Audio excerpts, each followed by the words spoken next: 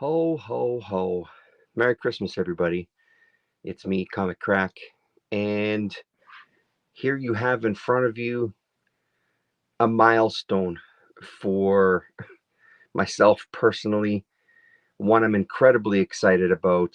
And so excited that I read the book that we'll talk about, that you see in the title there, The Leaning Girl. I read it tonight. I just finished it and I wanted to talk about these. I am beyond thrilled about this series. I've been a fan of Scoyton and Peters, not only the obscure cities, but anything I can get my hands on in English for quite a long time now, for quite a few years. And IDW had done and is still doing, I think this last volume this year, is still, no, this is, sorry, 2022 is when this one came out, November of 2022. They've been working on this project for a long time. Um, I hope that there's more to come. I don't know the extent of how long these books go. I know that there's a bunch of offshoots, one that's talked about in The Leaning Girl in the intro, which sounds pretty fascinating as well too. So there's a whole bunch of other things that come with this series. Dan, hello, Dan. Merry Christmas to you. Um, it's just such a it's such a beautiful set of books. I'm very, very excited about this. So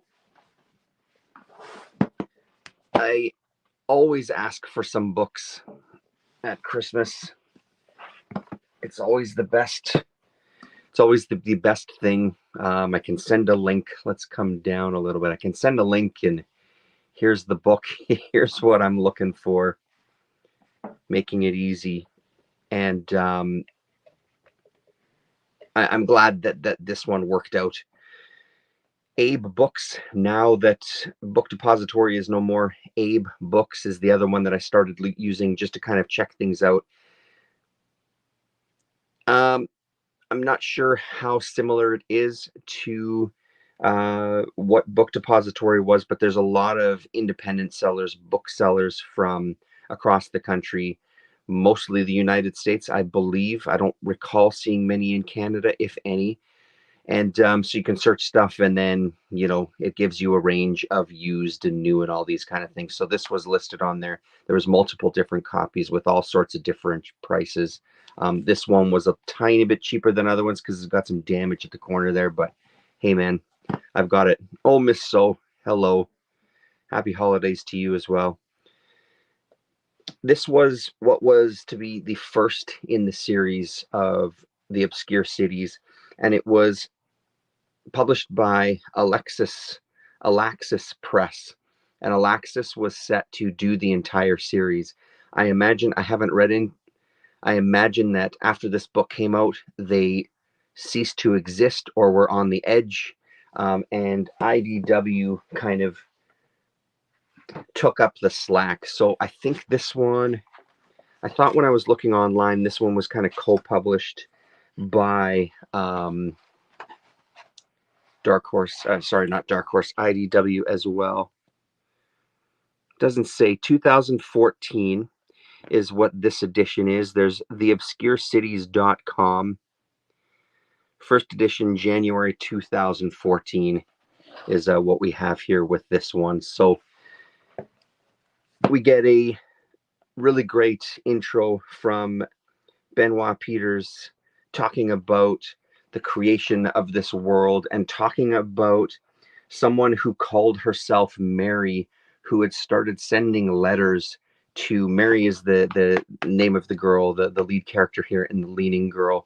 She also appears in the next book, The Theory of a Grain of Sand, I think is what it's called.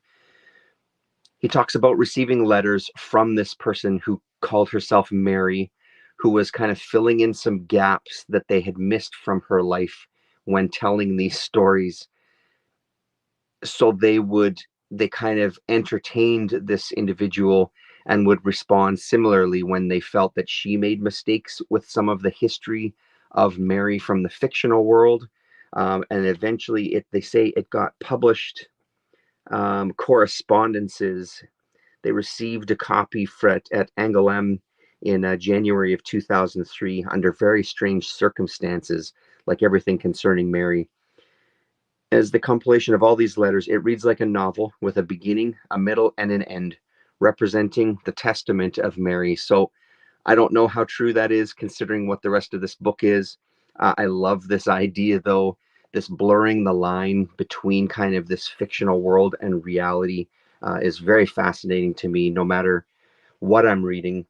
It's funny, I was thinking, as I was reading this, I was thinking kind of um, my relation with stories in general, and kind of how there's almost a distance attached to some stories. Most of the stuff, the majority of things that I read, I feel like those realities are quite a distance away. Um, I'm very aware that I'm reading a story.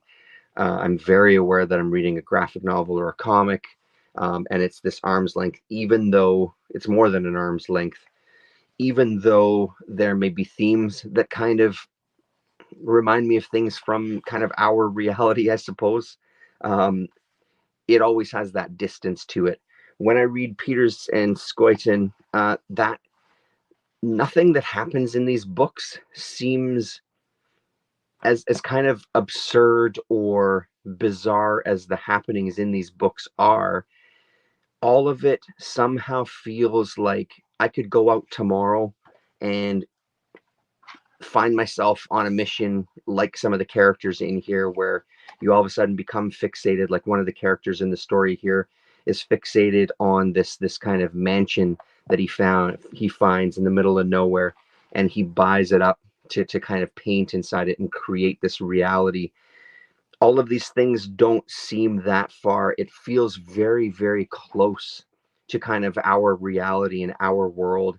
And that might have something to do with the gorgeous details that Scoyton puts into each of the pages, into the buildings, into the environments. Um, it's fantastical for sure, but it's so based in our reality that it's such an amazing kind of escape reading their books, because they are completely, for me, they're completely absorbing. It may take me a few pages to kind of get into each of the books initially, but once I'm in it, and you really feel like you're a part of the story. Um, so this one starts out with Mary and her family traveling, um, and they take a trip on, it's called the Star Express. It looks bizarre. According to the guidebook, it's the most spectacular attraction. So they take a ride on the Star Express and something goes wrong, and the Star Express keeps kind of bringing them around the tracks. Mary is incredibly taken by this experience and spends a lot of the time standing up until she actually can't. But even a page like this, where we have them on a ride going through tracks that then go through buildings where there's people sitting and having meetings and discussions, almost like a one of the Disneyland rides where you're sort of the haunted mansion there, where you're moving through a space and just kind of observing um, these puppets, or these robots, I guess, interacting with each other. Such a such an interesting angle. And of course, it just goes from there, where they're taken through more parts of this world here and other worlds that are created within this ride. So beautiful pages. This book is black and white, like you're seeing. There was some color plates at the beginning when we get our introduction to Mary. Um, but the rest of the book is black and white. It's also intercut with these short stories here of this painter. This is our painter here. So photographs that sort of end up mixing with um, comics, I guess.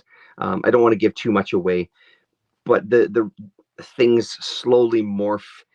At first, this book is presented like it's three different stories, and it takes a little bit to see how they connect.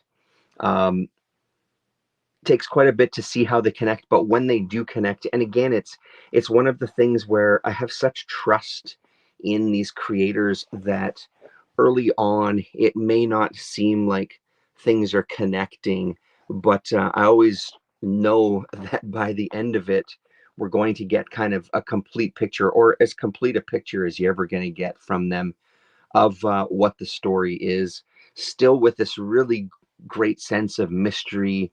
Like I said, this touch of the fantastic and things, and gorgeous, gorgeous work.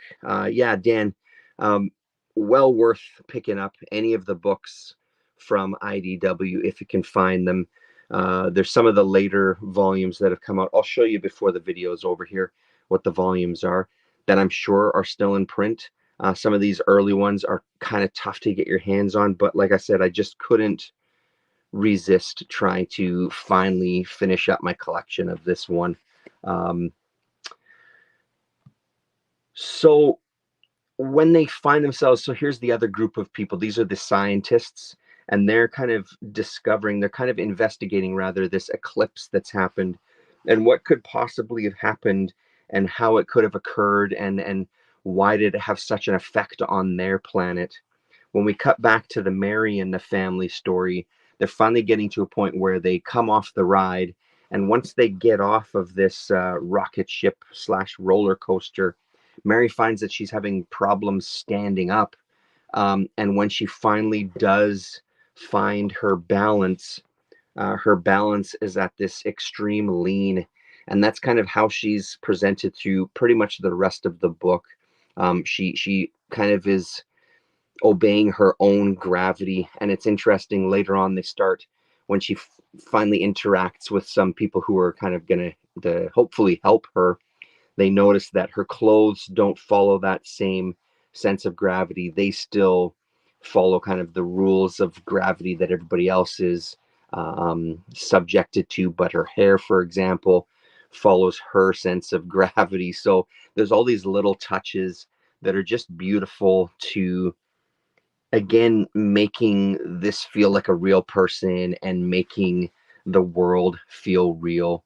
Um, I won't go much farther past this because, like I said, it really is gorgeous the way the story kind of unfolds. And when you finally get to wrapping it up, it does feel like there could be a huge series just about Mary. This is also the thickest book in all of the volumes as well. So let's see. I watched a ton of your videos in the last couple months. That's amazing. Thank you, Dan. And I've already tracked down a handful of things you've recommended, um, including Razor Guts. Oh, nice choice. Night Streets and Leather Nun. Amazing. Funny thing about Razor Guts, the artist on that one, Jim Woodring, did a book called Freaks for Fantagraphics. And it's funny, I never realized it until just recently. I can't remember what I was watching, someone's video on YouTube, and they showed the book Freaks, and it is Lopez doing art on that, who's the same guy that does art on Razor Guts and Young Witches and things. And I had completely voided that memory from my banks. I have yet to pull it back out, but the Razor Guts is a good reminder. For the love of comics, hello there. The latter IDW books have been very interesting, but Samaris, Theory, and Leaning Girl are impossible to get, at least here. Okay. That's, yeah, Theory of a Grain of Sand and Leaning Girl are the first two. Samaris is tough to find too, hey? That's a bummer. Samaris is damn good as well.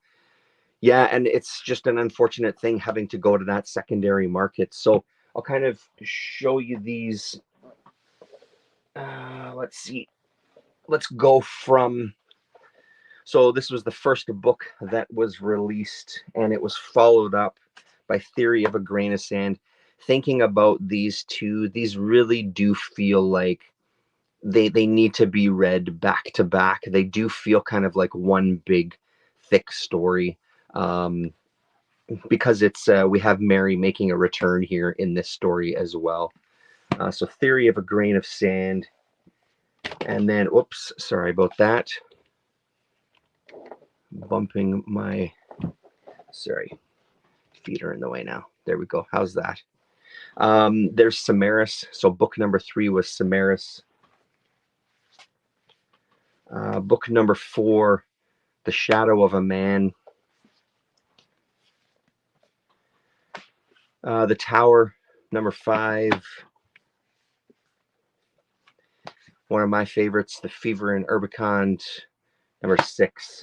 And then finally, the newest one, like I said, 2022, The Invisible Frontier. So that's the whole series up to this point. Like I said, I don't know how many books are complete in the Obscure Cities kind of history, but this is what's been put out so far. I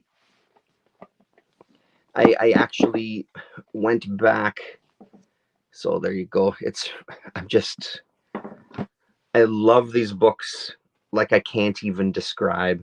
It's one of those books that, looking back, now that you're here as well for the Love of Comics, looking back on that 50 days, I don't think I did one on Scoia'tain. I don't think I did a short on Scoia'tain, and it really does feel like it's something that's sorely missed from that list of favorite creators that have just created works that really just transport me in a way that nothing else I read does.